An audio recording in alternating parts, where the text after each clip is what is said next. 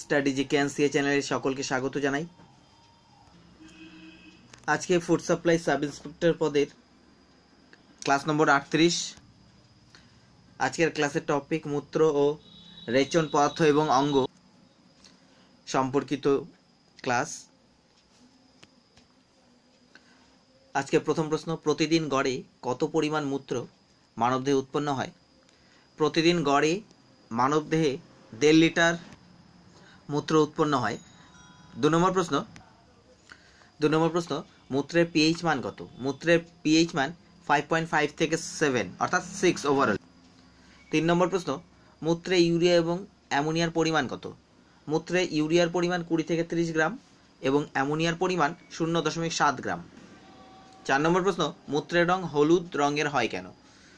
তো মূত্রের রং হলদে হয় কারণ যখন মূত্রে ইউরোক্রোম নামক রঞ্জক এর উপস্থিতি ঘটে তখন মূত্রের রং হালকা হলদে রঙের হয় এবং মূত্রে বিলিরুবিনের পরিমাণ বেড়ে গেলে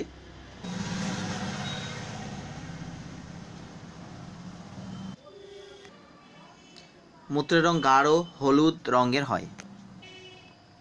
5 নম্বর প্রশ্ন, গ্লুকোসুরিয়া কাকে বলে? মূত্রে গ্লুকোজের উপস্থিতিকে এই গ্লুকোসুরিয়া বলে।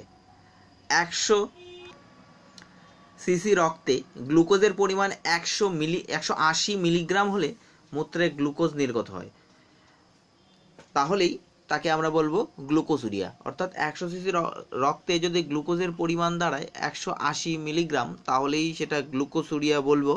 এবং রক্তে স্বাভাবিকভাবে গ্লুকোজের পরিমাণ হলো 100 সিসিতে 80 থেকে 120 মিলিগ্রাম, অর্থাৎ 80 থেকে 120 মিলিগ্রাম 100 সিসি রক্তে এটা স্বাভাবিক পরিমাপ, কিন্তু এর বেশি অর্থাৎ 180 মিলিগ্রাম হলেই সেটা তাকে আমরা গ্লুকোসুরিয়া বলবো।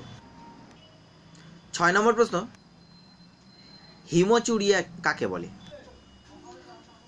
মূত্রে রক্তের উপস্থিতিকে হিমোচুরিয়া বলে। তাহলে রক্তে গ্লুকোজের উপস্থিতিকে অর্থাৎ 180 মিলিগ্রামের বেশি বা 180 মিলিগ্রাম পর্যন্ত যদি হয় তাহলে বলবো গ্লুকোসুরিয়া, এবং মূত্রে যদি রক্তের উপস্থিতি হয় তাহলে তাকে বলবো হিমোচুরিয়া। 7 নম্বর প্রশ্ন, এবারে লাইপুরিয়া কি?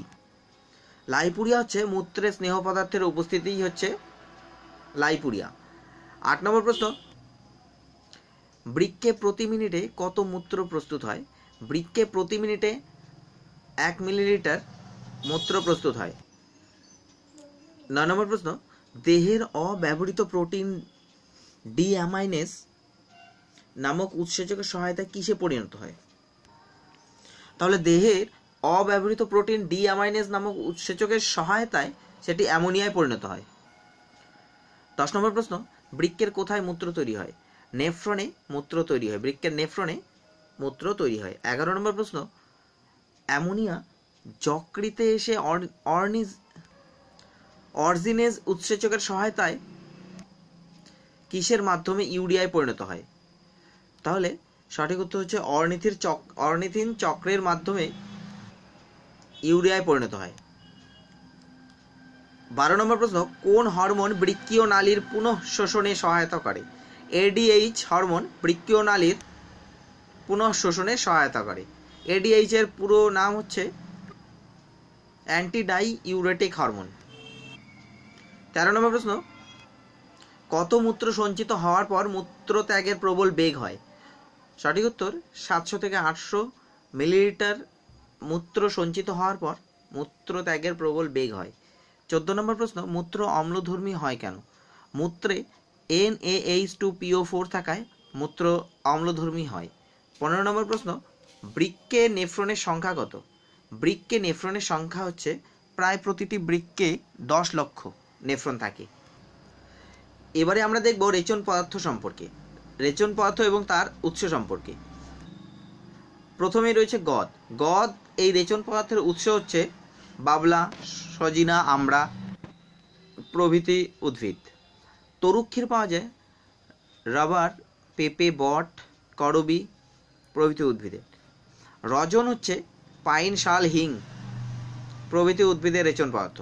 ট্যানিন হচ্ছে চা পাতা, বহেরা, আমলকি, হরিতকি, এগুলো এই সমস্ত গাছের রেচন পদার্থ হচ্ছে ট্যানিন। তারপর বানতেল, বানতেলের উৎস হচ্ছে লবঙ্গ ফুলে আছে, দারুচিনির বাকলে, লেবু গাছের পাতায় বানতেল।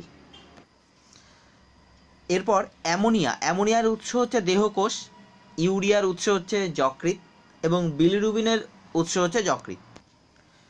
এরপর আমরা রেচন অঙ্গ সম্পর্কে পড়ব। কোন প্রাণীর কোন রেচন অঙ্গ? প্রথমেই রয়েছে অ্যামিবোসাইট রেচন অঙ্গ হচ্ছে তারা মাছের। বৃক্ক হচ্ছে মানুষ সহ সমস্ত মেরুদণ্ডী প্রাণীদের বৃক্ক হচ্ছে রেচন অঙ্গ। সবুজ গ্রন্থি হচ্ছে চিংড়ির রেচন অঙ্গ। কক্সাল গ্রন্থি মাকড়সা, কাঁকড়া, বিছের রেচন অঙ্গ হচ্ছে কক্সাল গ্রন্থি। ফ্লেম কোষ হচ্ছে ফিতাকৃমি এবং প্ল্যানেরিয়ার রেচন অঙ্গ হচ্ছে ফ্লেম কোষ। এরপর দেহতল হচ্ছে হাইড্রা, স্পঞ্জ, এদের রেচন অঙ্গ হচ্ছে দেহতল। সংকোচী গহ্বর ভীষণ গুরুত্বপূর্ণ, অ্যামিবার রেচন অঙ্গ। এরপর ঝিনুকের রেচন অঙ্গ হচ্ছে কেবারের অঙ্গ এবং আরশোলার রেচন অঙ্গ হচ্ছে ইউরেট কোষ। বন্ধুরা, আজকের ক্লাসটি ছোট্ট একটি ক্লাস ছিল। যদি ভিডিওটি ভালো লাগে তাহলে অবশ্যই লাইক করবে এবং শেয়ার করবে। এরপর নেক্সটে যে ক্লাসগুলি হবে তার মধ্যে কিছু অডিও ক্লাস থাকবে। ধন্যবাদ।